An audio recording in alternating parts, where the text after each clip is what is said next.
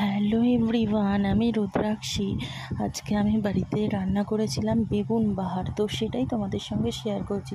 তার জন্য একটি মিক্সি গ্রাইন্ডারে আমি পেঁয়াজ, টমেটো, কাঁচা লঙ্কা, আদা আর এই ছোটো ওই চামচটার 3 চামচ সাদা সর্ষে নিয়েছি, কটা কিশমিশ দেবো, কিশমিশগুলো নিয়ে নিলাম, আর কিছু বাদাম দেব, কাজু বাদাম দেব, আর হচ্ছে পোস্ত দেব, সব কিছু দিয়ে।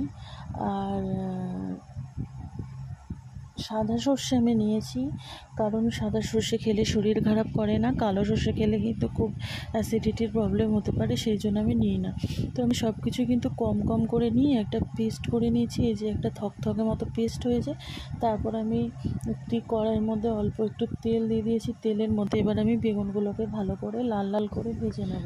তো বেগুনগুলোকে আমি দেখো দিয়ে দিয়েছি, এবার বেগুনগুলোকে আমি ভালো মতন করে ভেজে নিচ্ছি। একটু লাল লাল করে না ভাজলে না এটা খেতে ভালো লাগবে না, আর এটা খুবই কম তেলে রান্নাটা হয়ে যায়, এটার জন্য একদমই বেশি তেল লাগে না, আর খেতে খুব ভালো হয়। তোমরা বাড়িতে ট্রাই করে দেখতে পারো।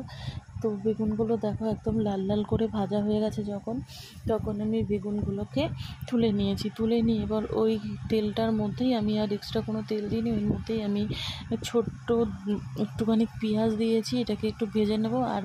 আর মিক্সিতে তো আমি করে নিয়েছিলাম, সেখানে অল্প একটু পেঁয়াজ দিয়েইছিলাম, সেই জন্য আর বেশি পেঁয়াজের প্রয়োজন নেই। পেঁয়াজটা যেই লাল লাল হয়ে গেছে তখন আমি এই মশলাটা দিয়ে জল দিয়ে দিয়েছি, কারণ যেহেতু এখানে সর্ষে বাটা আছে, সর্ষে বাটা কষানো যায় না, তাহলে তিতো হয়ে যাবে, সেই জন্য দিয়ে এবার ভালো মতন করে নাড়াচাড়া করে নেব।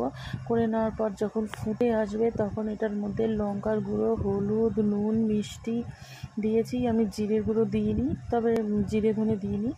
একটু নাড়াচাড়া করে এবার বেগুনগুলো দিয়ে একটু ভালো করে ফুটিয়ে নেব। আর হ্যাঁ, এটাতে কিন্তু একটু চিনি দিতে হয়, নাহলে খেতে ভালো লাগবে না। তো আমার এই রান্নাটা হয়ে গেছে, ভালো লাগলে শেয়ার করো। ধন্যবাদ।